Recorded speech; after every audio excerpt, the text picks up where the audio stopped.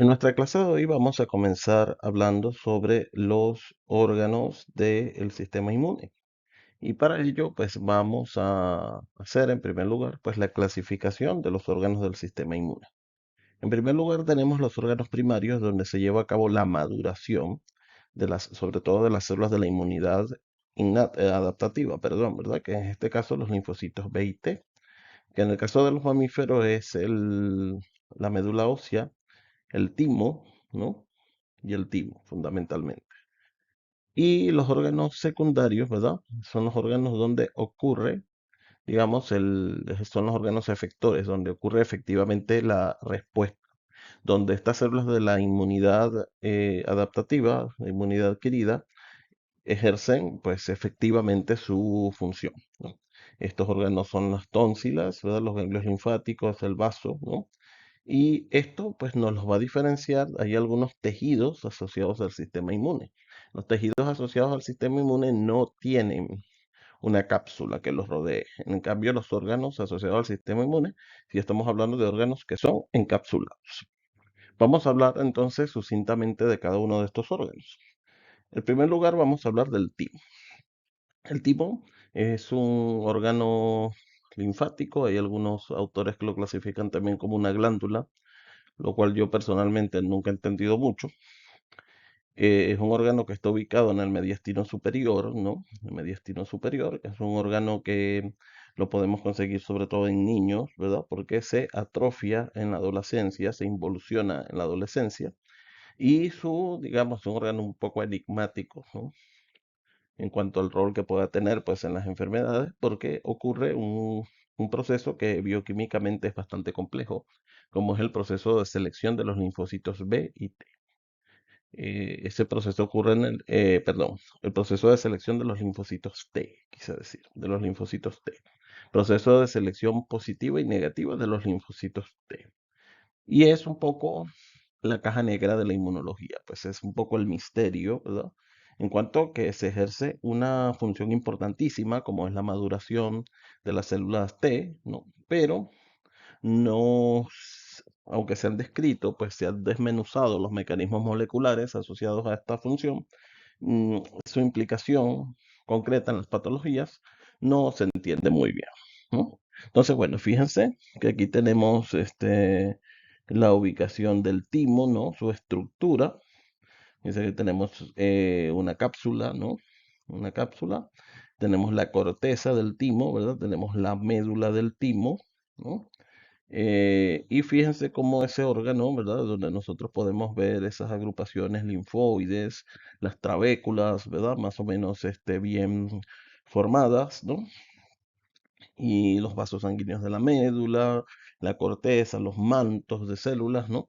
Nosotros vamos a ver fundamentalmente es un tejido adiposo, pues es un remanente, pues de un órgano, pues que en este caso es el timo, ¿no? Entonces eso es importante que lo tengamos en mente. Bueno, fíjense, vamos a ver un poco la histología del timo, ¿no? Eh, Vemos aquí un poco, pues, la zona, digamos, oscura, ¿verdad? Más oscura, más celular, ¿verdad? Va a estar conformada por la corteza. Tenemos una médula, ¿verdad? Que es una zona más bien trabeculada, zona trabeculada, ¿no?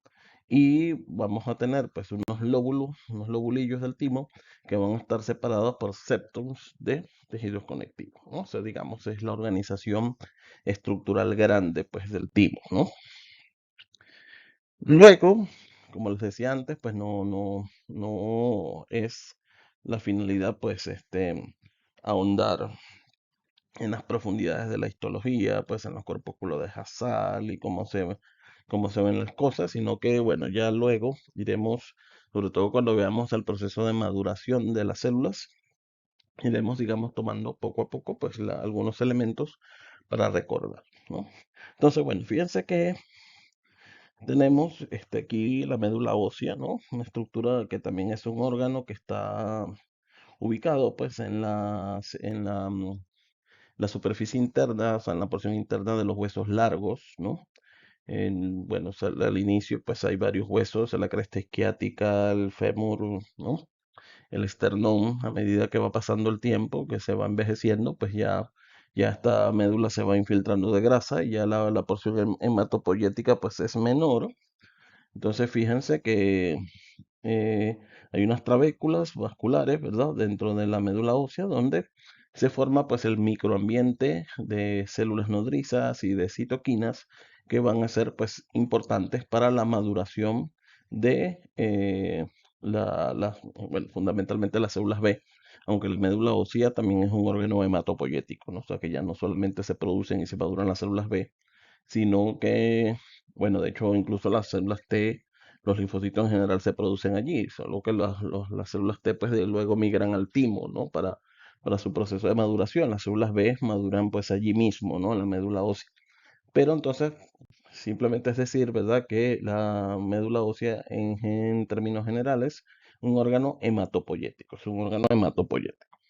Entonces, fíjense que nosotros tenemos la estructura, ¿verdad? Del hueso, ¿no?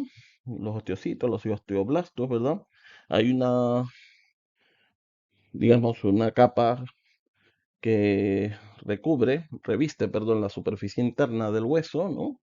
Y aquí vamos a tener pericitos y vamos a tener una serie de células nodrizas, ¿no? Que nos van a permitir,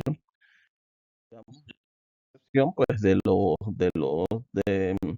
y la maduración pues de los elementos linfoides, ¿verdad? Que se están formando pues allí en este órgano tan importante como lo es la médula ósea, ¿no? Ahora vamos a hablar de los órganos linfoides secundarios, ¿no? Habíamos quedado entonces que los órganos linfoides secundarios, en los órganos linfoides secundarios, nosotros vamos a tener que ocurren respuestas efectoras, ¿verdad? Que, que efectivamente ocurren pues los efectos, ¿no? de las células que están allí presentes, o sea, ellas cumplen su función, ¿no? Entonces vamos a ir dándoles un vistazo, una a una, ¿verdad? Entonces, en primer lugar tenemos los ganglios linfáticos, ¿verdad? Son órganos arriñonados, ¿verdad? De distinto diámetro, pueden llegar a ser tan grandes como 20 milímetros. Entonces, los ganglios linfáticos están, digamos, insertados dentro de la red vascular linfática, ¿no? Y que van a funcionar, pues, allí como una suerte de alcabala, ¿no? Digamos, de la linfa que recoge todos vamos a decir, la basura del intersticio celular, o sea, proteínas, incluso antígenos eventualmente. Y pues a partir de la linfa también la van a recorrer las células dendríticas, ¿no? Y digamos, los ganglios linfáticos son como alcabalas de paso, ¿no? A través del recorrido de la linfa, ¿no? Que van a permitir, pues, que haya una respuesta antigénica, pues, en el caso de que esté presente, ¿no? Se encuentran, pues, se agrupan en regiones estratégicas, ¿verdad? De manera que, bueno, como sabemos, ¿verdad? Eh, Son famosos, pues, los ganglios axilares, ¿verdad? Porque son aquellos donde se irrigan los vasos linfáticos de la mama, ¿no? Y son, pues, importantes en cuanto a que suelen ser, la metástasis de los tumores suele darse por vía linfática, ¿no? Entonces, normalmente, pues, la afectación de un ganglio o de un grupo de ganglios linfáticos más o menos nos da una pista anatómica de donde puede estar ubicado el proceso, ¿no? Y son sitios de drenaje de la linfa, ¿verdad? A similitud con otros órganos, también tiene una corteza, tiene una médula, son órganos capsulados, ¿verdad? Es importante también el ilio, ¿verdad? Todo esto lo vamos a ir, digamos, repasando pues a medida que vayamos avanzando. Entonces, bueno, fíjense, la organización histológica tiene una cápsula, ¿verdad? Cuyas fibras, ¿verdad? Colágenas se invaginan dentro de la estructura del ganglio linfático para formar trabéculas, ¿no?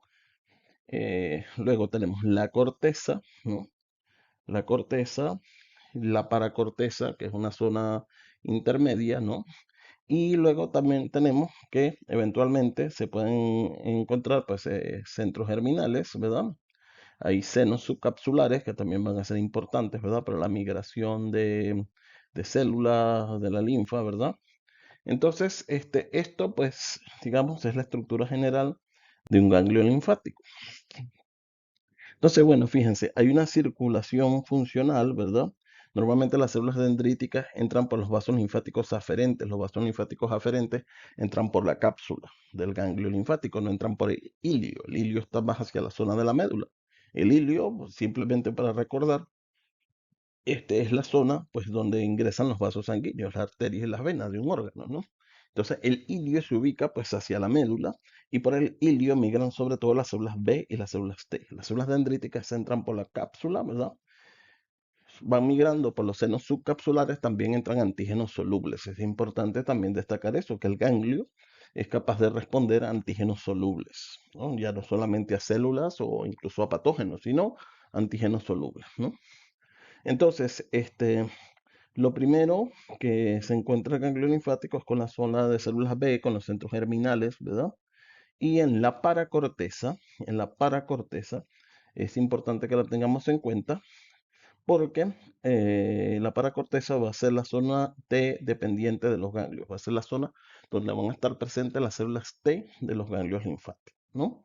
Y bueno, esa zona de la paracorteza va a estar rodeada, ¿verdad? Por un microambiente, por un milieu, ¿verdad? De citoquinas y de células que son específicas para las células T, así como, digamos, los folículos linfáticos, ¿verdad? Del manto y sobre todo los centros germinales van a tener pues un microambiente de citoquinas que es específico y que favorece la proliferación, en este caso de las células B, de las células B. Entonces vamos a hablar del vaso como un órgano linfático, ¿verdad? El vaso está ubicado en el epigastrio izquierdo, ¿no? Es un filtro de sangre. En el caso de los seres humanos, ese es el único filtro de sangre que está disponible, que está presente, ¿no? Como una curiosidad evolutiva, podemos decir que los cerdos tienen ganglios hemolinfáticos, ¿verdad? Son los únicos mamíferos que presentan estas estructuras. Sin embargo, los humanos tenemos solamente el vaso, ¿no? De manera que la afectación del vaso se va a dar solamente cuando hay antígenos o respuesta inmune en la sangre, ¿no? El vaso también tiene una función parcialmente pues hematopoyética en cuanto a que es el sitio de reciclaje de los glóbulos rojos. El vaso fetal también es un órgano hematopoyético de generación de células, ¿verdad? Pero digamos, el vaso adulto es el sitio de reciclaje de los glóbulos rojos y también va a tener pues digamos una función por ello pues en el reciclaje y el metabolismo del hierro. Pero en términos generales, ¿verdad? El vaso se compone de una pulpa roja, de una pulpa blanca, ¿no? La pulpa roja es lo más externo, ¿no? Y bueno, va a contener pues una serie de capilares, de trabéculas, de capilares sinusoidales, ¿no? Y luego la pulpa blanca, ¿verdad? Va a estar compuesta de células B, fundamentalmente, y la vaina linfática periarteriolar, ¿verdad? Que, bueno, se va a desprender pues por los lados de la arteria central, ¿verdad? La arteria central de los folículos, ¿verdad? La arteria central folicular, ¿verdad? Tenemos una arteria trabecular que luego se va a ir, digamos, introduciendo en cada uno de los folículos del vaso, ¿no? Y a lo largo de esa arteria vamos a tener la vaina linfática periarterial. La vaina linfática periarterial, en algunos otros libros se llama manguito linfático periarterial. El vaso luego también va a tener una cápsula. Esta cápsula, a diferencia de las otras cápsulas que hemos visto, va a presentar células musculares lisas, ¿verdad? Porque el vaso también actúa como un reservorio de sangre, ¿verdad? Por eso lo que popularmente se dice que uno toma un aire, ¿verdad? Cuando quiere hacer un esfuerzo físico este, mm, repentino, es porque el vaso se contrae y manda sangre pues al resto del órgano.